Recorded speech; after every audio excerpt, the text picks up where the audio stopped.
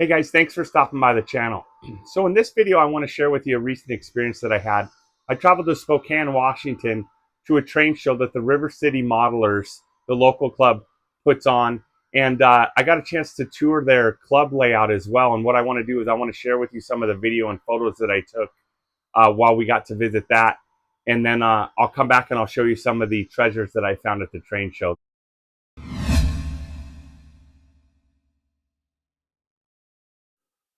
So here's what it looks like when you walk into the layout room at the River City Modelers Club in the building they're in. There's a few scenes from the layout. I thought these were cool because it didn't take up a lot of space to really tell a pretty cool story here with like a feedlot. Here's like an LP gas facility. Again, a pretty small footprint. I thought that was pretty cool. This part here, this meat packing house, there's lights and sound. This is really cool, really well done. So here is a little siding, and they got just this little lumber kind of warehouse facility, and with the lighting and stuff, it's really well done. It was really cool. It didn't take up very much room. You can hear the cows in the background. It's the same part of the layout. Here's an engine facility. The detail on this was out of this world. There's lighting on it. This was really, really well done. It was very cool. Here's some sort of lumber facility. I don't know if those are furnaces for kilns or what, but the lighting really adds a ton to that scene. Here's an intermodal facility. You can see lighting in the background buildings. This was pretty cool. This took up a lot of space though. Here's a accident scene with the flashing lights on the emergency response vehicles. I think that was at the show the next day. The bum fire underneath the bridge with the lighting effect. This was my wife's favorite part of the layout. Here's another look at that transfer facility. Here's another look at another portion of the layout. The interior in this diner was out of this world. It was so good. Here's some cabooses that they just staged on a siding to add some more detail. Lots of big yards on these club layouts. That was really cool to see as well. A lot of us on our home private layouts, we don't have this kind of room. Here was some kind of blast furnace. I'm not sure what it was, but it was sure neat. Then this is the UFO, and then here was a golf course. So the club layout had a little something for everybody.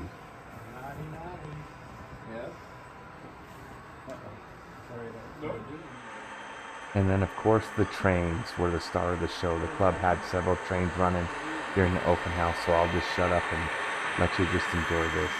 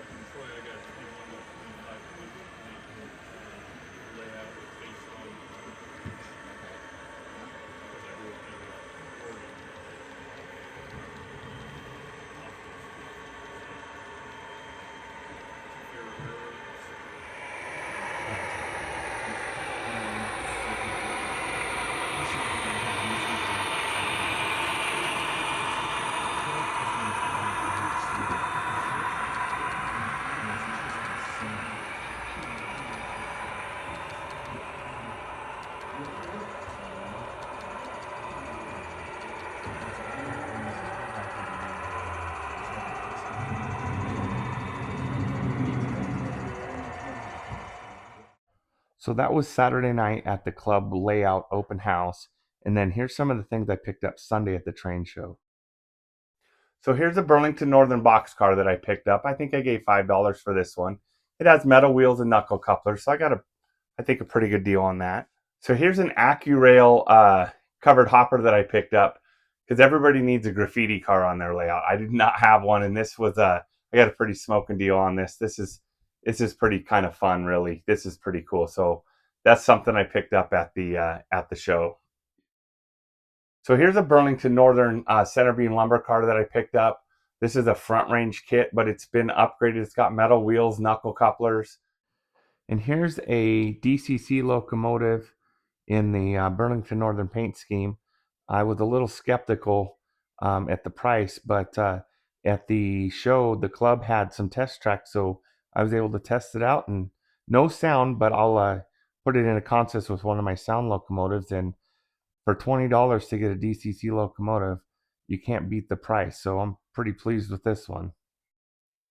So I picked up 3 of these DuPont covered hopper cars. These are all Athearn Blue Box kits.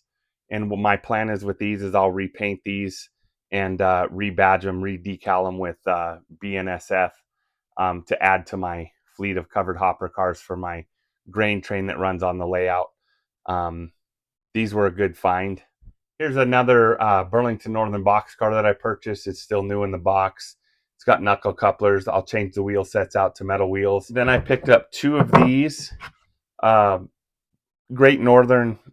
These I think are 54-foot gondolas. And what I'll do with these is I will again repaint and rebadge these for the Railgon gondolas. I got 2 of these at the show. And finally, I picked up these 2 rail box boxcar kits. These are Athearn Blue Box. I'll go through and renumber them, and they'll be welcomed additions to the layout.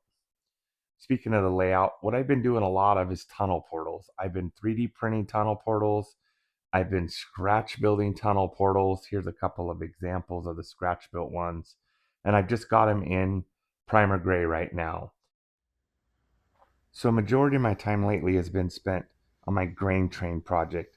I've been collecting covered hopper cars for the last 4 months and started working on them to repaint them, well, repair them, repaint them, put new decals on them, and with different road numbers and doing them all in the BNSF scheme so I can build a massive grain train for my layout. So that's what I've been up to over the past several weeks. If you get an opportunity to go check out a club layout during an open house, I would strongly encourage you to take advantage of that opportunity. It was a lot of fun to see the way they do things and get some ideas. The train show was a blast as well. If you guys are liking these videos, hit that like button. Subscribe to the channel if you like this content.